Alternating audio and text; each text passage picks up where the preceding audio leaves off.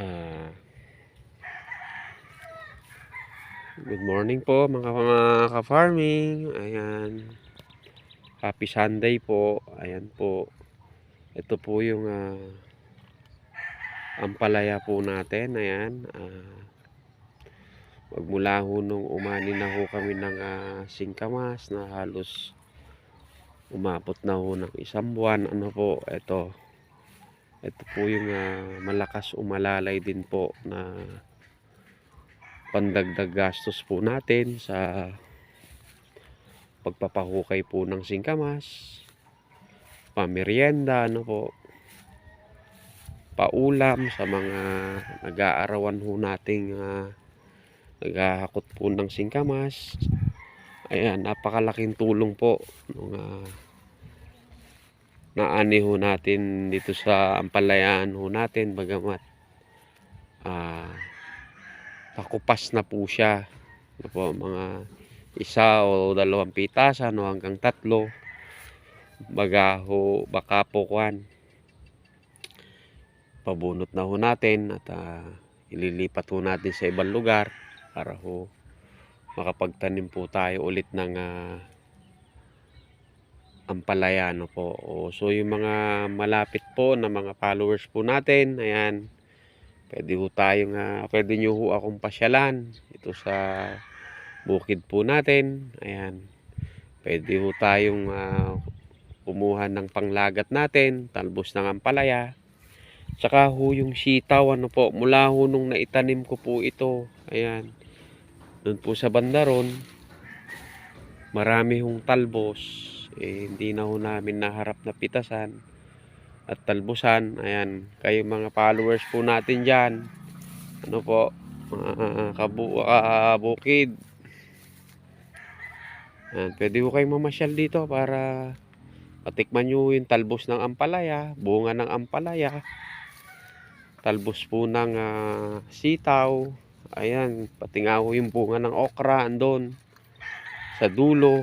Natigas na po, hindi na ho namin maharap pitasan gawa ng busy na ho kami sa pagpapahukay ho ng singkamas. Ayan, masarap na mahirap po ang farming, ano po, andyan ang pera. Kaya lang po, hindi ho biro ang kapital, lalong lalo na ho yung makinarya. So, ibig ko sabihin makinarya, yung mga tao po na pasuswelduhin po natin para ho magtrabaho, ano po, dito sa bukid po natin, ano po. So ihubiro ang gastos, lalo na ho yung sa singkamas po natin, ano ho. Ayan, mahigit isang buwan na ho kaming naguhukay, bagamat nung nag-start po tayo, sabay-sabay po yung pahukay, kaya hindi ho ganun karami dati yung naguhukay po natin, ano po. Kaya ang lawak po kasi ng tinaniman nating singkamas. So tansya ko nasa kalahati pa lang po kami nitong mga anak ko, ano po, sa singkamasan natin. So hindi ho biro ang gastos, ano po. So ayan po yung ampalaya natin, pa-expire na rin po siya. Ayan, may lawak po sigurong 4,000 square meter po itong ampalayan ho natin, ano po. Ayan, mga kaibigan po natin dyan na gusto ho ng ampalaya, pasalan nyo po ako rito para ho makakuha po kayo ng panglagat po natin. Ayan, good morning mga kabukid. Ayan, ito masarap din ho, maganda rin ho ang mag-ampalaya, no ho. Kung naitapat ka sa maganda-gandang presyo, ayan, talaga ho maganda ho pagkakaperahan. Ayan po, yung magkakamali, nasa 4,000 square meter po yung inampalayan ho natin dito po sa tapat ng bahay po natin. Ayan, pagkatapos na lang po ng pahukay, at saka ho tayo magtatanim ho ng ampalaya. Abangan nyo ho, yung mga gusto rin ho interesado na magtanim ho ng ampalaya.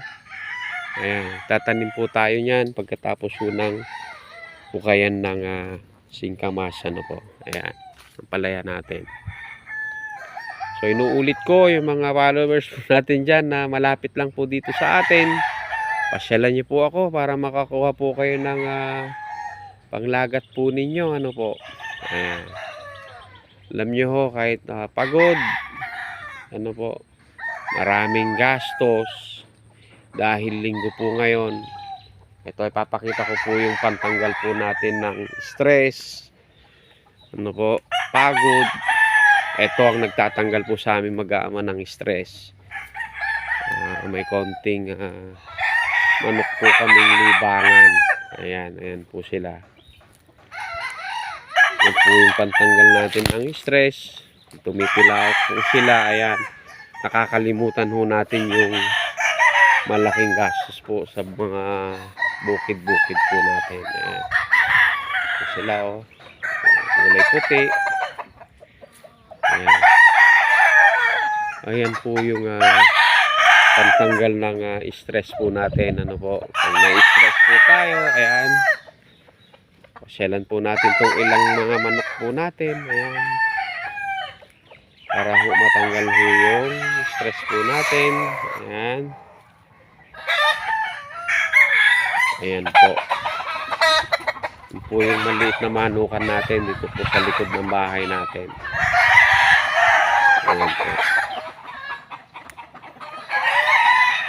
Ayan po yung mga manok natin dahil medyo mahilig din ho yung isang anak po natin na